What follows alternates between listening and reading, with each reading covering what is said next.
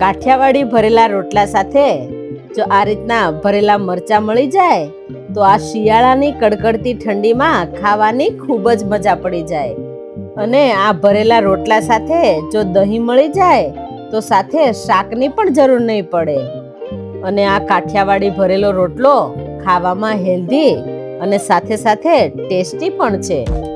તો એવો લીલોતરીથી ભરપૂર ભરેલો રોટલો અને સાથે ભરેલા મરચાં બનાવવાનું શરૂ કરીએ. તો તેના માટે મેં અહીંયા 50 ગ્રામ લીલું લસણ લીધું છે. હવે લસણનો સફેદ ભાગ અને લીલો ભાગ છે એ અલગ કરી લઈશું અને સમારી લઈશું. તો બંને ભાગને આપણે અલગ અલગ સમારી અને અલગ અલગ રાખવાના છે, કેમ કે લીલો ભાગ છે એને ચડતા વધારે સમય નહીં લાગે અને સફેદ પાર્ટ છે એને આપણે વઘારમાં પહેલાં ઉમેરવાનો છે, એટલે બંને અલગ અલગ રાખીશું. હવે મેં અહીંયા 50 ગ્રામ લીલા કાંદા લીધા છે, એને પણ સમારી લઈશું. એનો પણ સફેદ ભાગ અને લીલો ભાગ છે એ અલગ અલગ રાખીશું. આમાં ડુંગળીનો જે વચ્ચેનો ભાગ છે એ થોડો કાઢી લેવાનો છે, કેમ કે એની અંદર માટીનું પ્રમાણ થોડું વધારે હોય છે, એટલે કાઢી લેવાનો છે. હવે લીલો ભાગ છે એ સમારી લઈશું. આ રીતનું ઝીણું કટિંગ કરવાનું છે, એનો ટેસ્ટ રોટલાની અંદર એકદમ સરસ આવશે. તો અહીંયા લીલું લસણ અને લીલા કાંદા હોય તો ભરેલો રોટલો છે એ ખાવાની ખૂબ જ મજા આવશે. હવે મેં અહીંયા અડધી પણી મેથી લીધી છે. મેથીને ધોઈ અને સાફ કરી લીધી છે. હવે ઝીણું કટિંગ કરી લઈશું. મેથીનો સ્વાદ છે એ રોટલાની અંદર એકદમ સરસ આવશે. હવે એક પણી કોથમીર લીધી છે. અહીંયા કોથમીરનું પ્રમાણ થોડું વધારે રાખીશું. કોથમીરનો ટેસ્ટ પણ આ રોટલાની અંદર ખૂબ જ સરસ આવે છે. હવે મેં અડધી પણી પાલકને સમારી લીધી છે. હવે એક ગાંઠિયો લસણ, 10 નંગ મરચી અને 2 ઇંચ આદુનો ટુકડો લીધો છે, એને પણ ઝીણો સમારી લેવાનો છે. તો ત્રણેય વસ્તુને આપણે ઝીણું કટિંગ કરી લઈશું. અહીંયા મરચી તમારે જે પ્રમાણે તીખો રોટલો કરવો હોય એ પ્રમાણે તમે ઉમેરી શકો. હવે એક પેનની અંદર 1 ચમચી ઘી ઉમેરીશું. ઘી ગરમ થાય એટલે 1 ચમચી આખું જીરું, ચપટી હિંગ, લસણના ઝીણા કરેલા ટુકડા, અહીંયા આ રીતના ટુકડા હોય તો ટેસ્ટ સારો આવે, મરચીના ટુકડા અને આદુના ટુકડા ઉમેરી દઈશું. અહીંયા આદુ, મરચી અને લસણને તમારે વાટીને ઉમેરવું હોય તો તમે વાટીને પણ ઉમેરી શકો.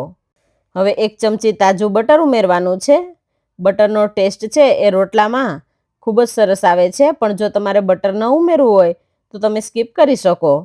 હવે લસણનો સફેદ ભાગ છે એ ઉમેરી દઈશું. કાંદાનો સફેદ ભાગ પણ ઉમેરી દેવાનો છે.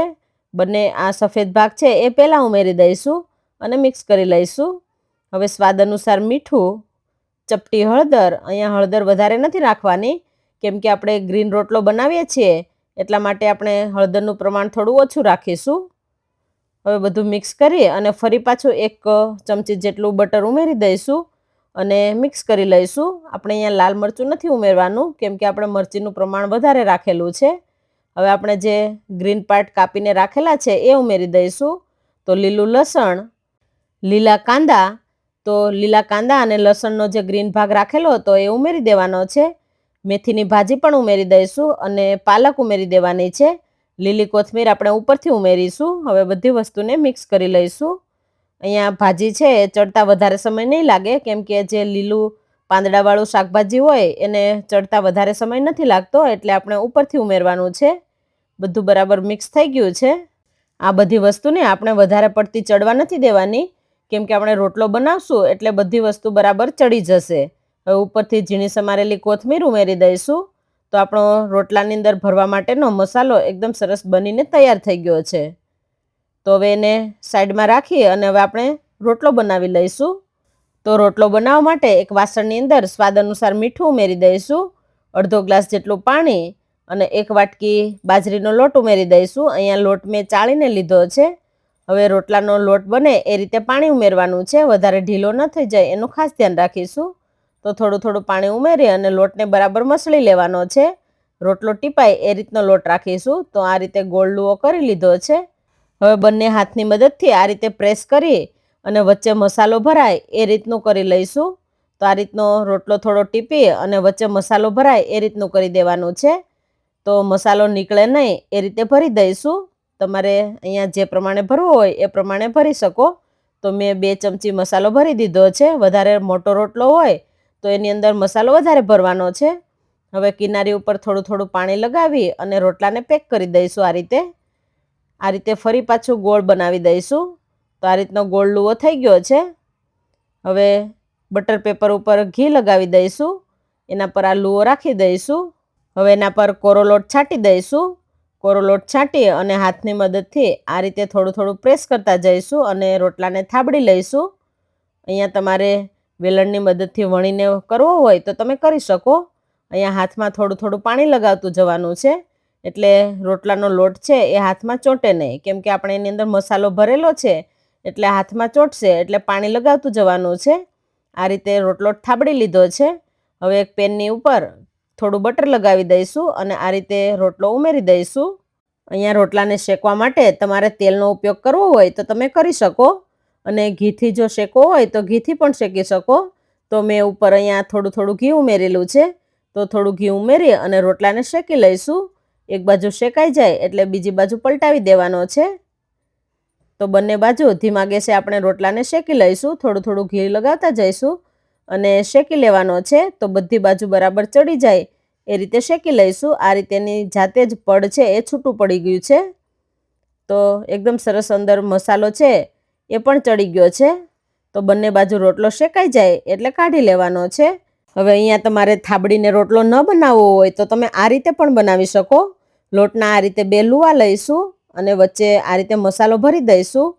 કિનારી પર પાણી લગાવી દેવાનું છે એટલે બંને પડ છે એ છૂટા પડી જાય. તો આ રીતે બંને પડને હવે પાણી લગાવી અને ભેગા કરી દઈશું. અહીંયા લુવા છે એક સરખા રાખવાના છે. તો અહીંયા બંને લુવા ભેગા કરી અને પ્રેસ કરી દઈશું થોડું થોડું, એટલે ખુલે નહીં. તો આ રીતે પાણીવાળો હાથ કરી અને આ રીતે થોડું થોડું પ્રેસ કરી લઈશું અને હવે રોટલાને ટીપી લઈશું.